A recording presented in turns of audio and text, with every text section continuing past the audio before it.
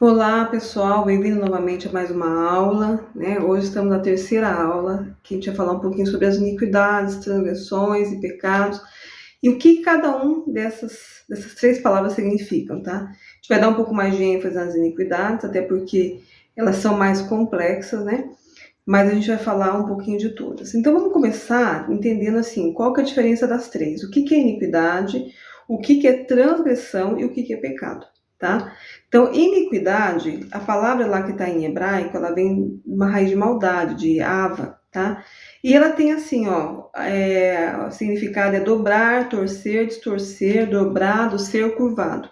Mas a característica da iniquidade é como se viesse algo que vem da raiz torcendo uma árvore. Então, deformando, né, encurvando algo, tá? Então, essa é a característica de iniquidade. Então, as iniquidades, elas vêm de forma geracional. São pecados que são geracionais, tá? No Novo Testamento, a palavra que fala sobre a iniquidade é anomia, tá? E significa o seguinte, condição daquele que não pratica a lei. Então, é como se a gente não conseguisse praticar a lei, né? Por isso que é uma anomia. Já a transgressão, ela vem de uma raiz, de uma palavra chamada de pachá, e significa rebelar, revoltar-se, né? Então, por que é rebelar-se e revoltar-se? Porque é como se fosse assim, gente, você conhece a palavra, você sabe que não pode roubar, você sabe que não pode adulterar, e mesmo assim você acaba caindo nesses pecados. Então, a transgressão é você conhecer a palavra e mesmo assim pecar, né? No Novo Testamento, ela tem, o nome é paraptoma, cair ao lado de uma pessoa. Então, assim, é como se você estivesse caindo ao lado, né? Você deveria estar como se fosse andando em fila e você cai ao lado, tá? Está ao lado de algo que teria que às vezes também te conduzir, que seria a palavra de Deus. Então, essa é a diferença de transgressão para iniquidade.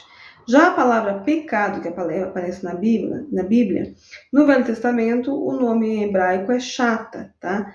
Pecar, falhar, perder o rumo. Já no Novo Testamento é amartia, não ter parte em.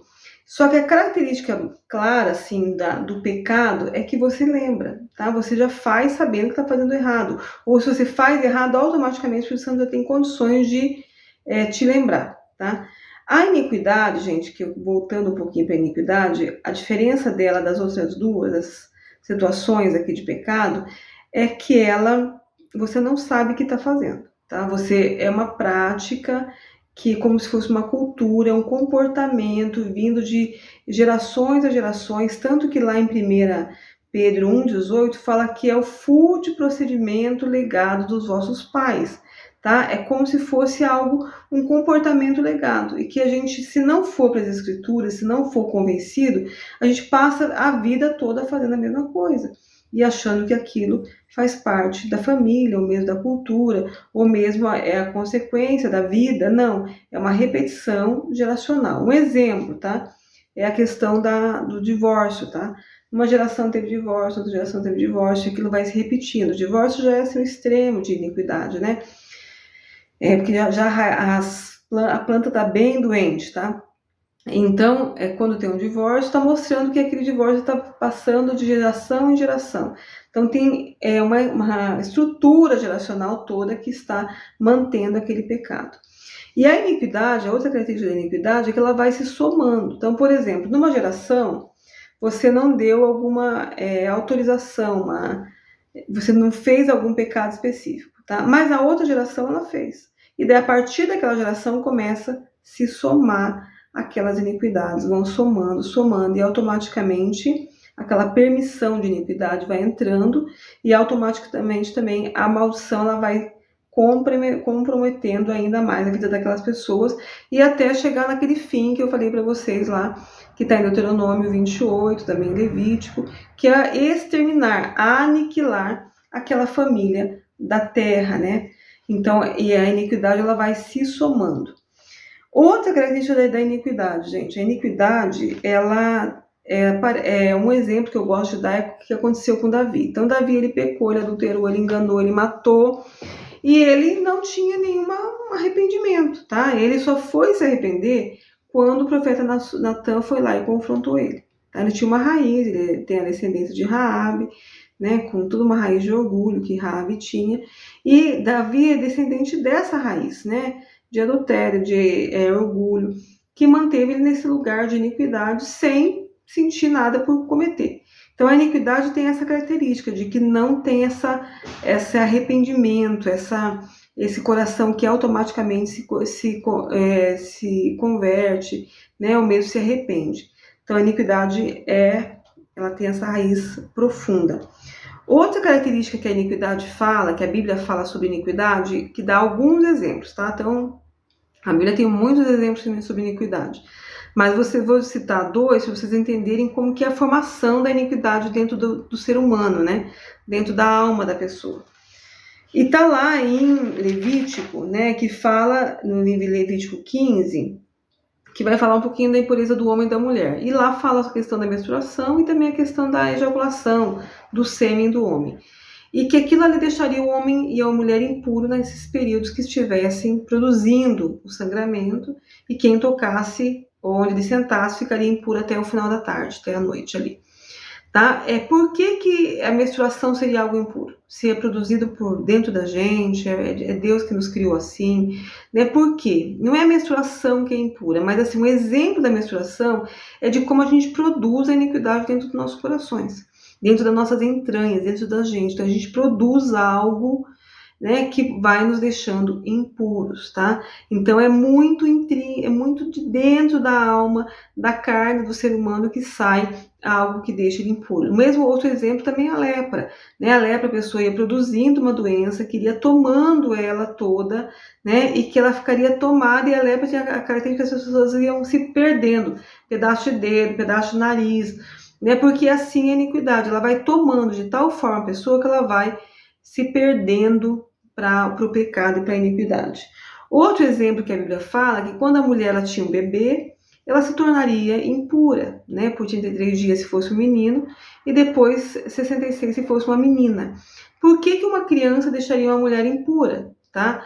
Porque também assim a iniquidade, ela cresce, ela vai se formando dentro da gente como algo natural. Né? E por que 33 dias, né, para poder a mulher deixar de ficar impura? Porque esse é o tempo que Jesus veio e ficou sobre essa terra para poder nos dar condições de que a gente pudesse tirar as impurezas das nossas vidas, né? Poder ser santificado pela obra da cruz, através do Espírito Santo.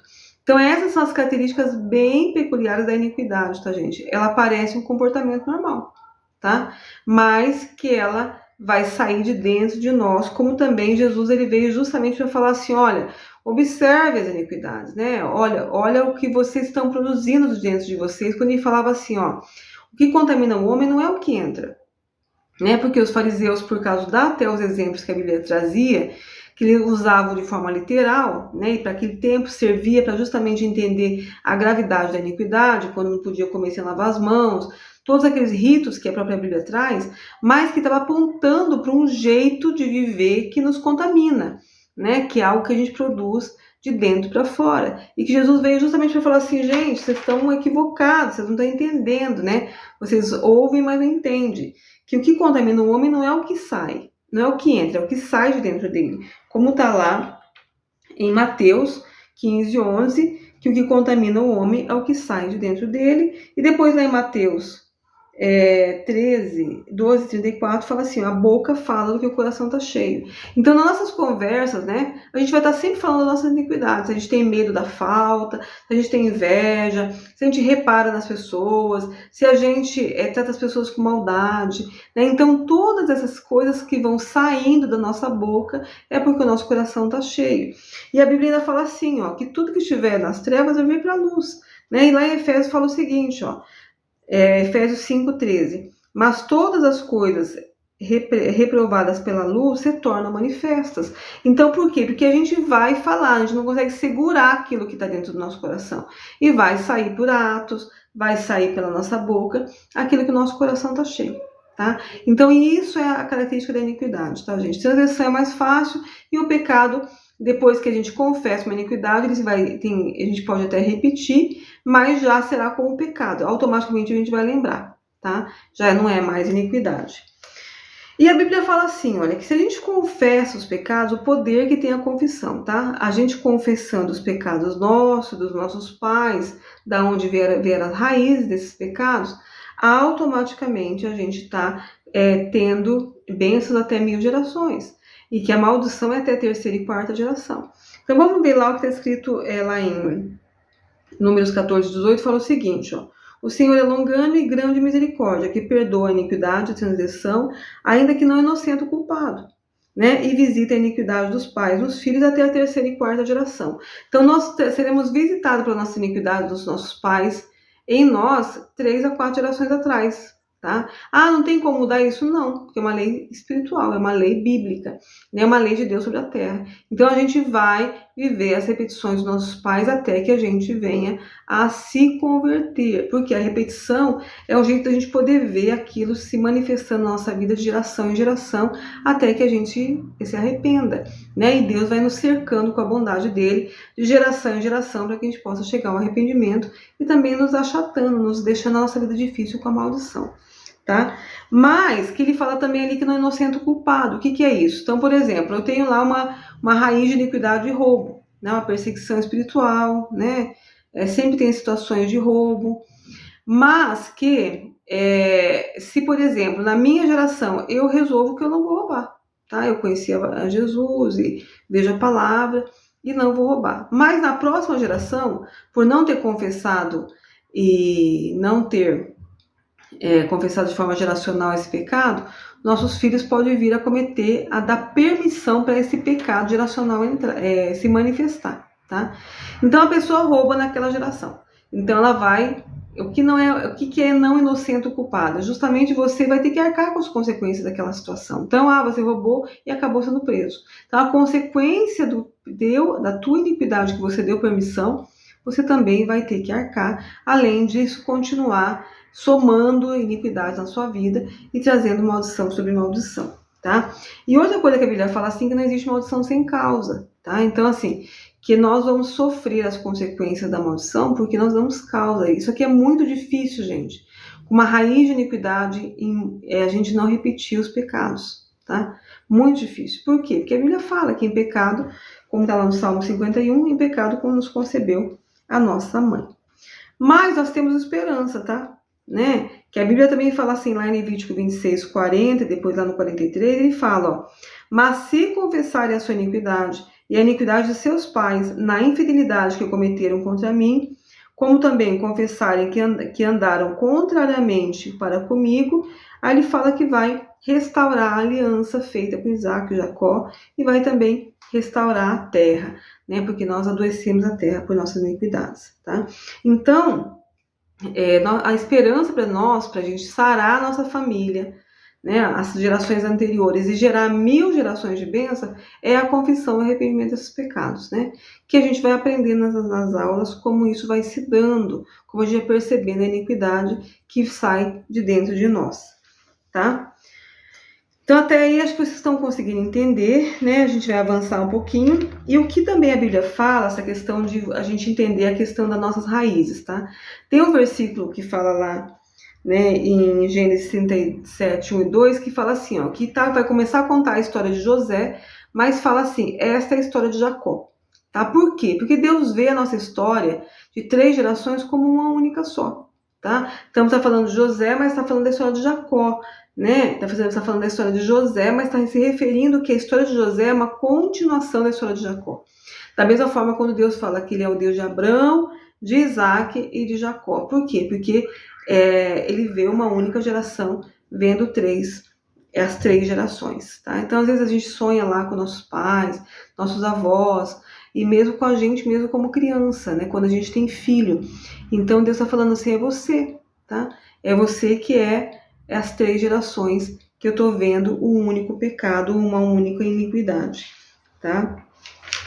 E seguindo, gente, a gente vai vendo assim, né, como a gente pode então se livrar desses pecados e automaticamente também se livrar de toda a perseguição espiritual que as iniquidades trazem, né? Tudo aquilo que a gente às vezes escuta, de sentir assim que tem uma sugestão mental, né? Em primeira pessoa que o diabo pode nos falar, nada mais é do que são fortalezas mentais, espirituais ligadas ao pecado. E toda essa perseguição se dá por pecados geracionais, né? E isso com certeza atrai muitos demônios, os pecados atraem demônios, tá?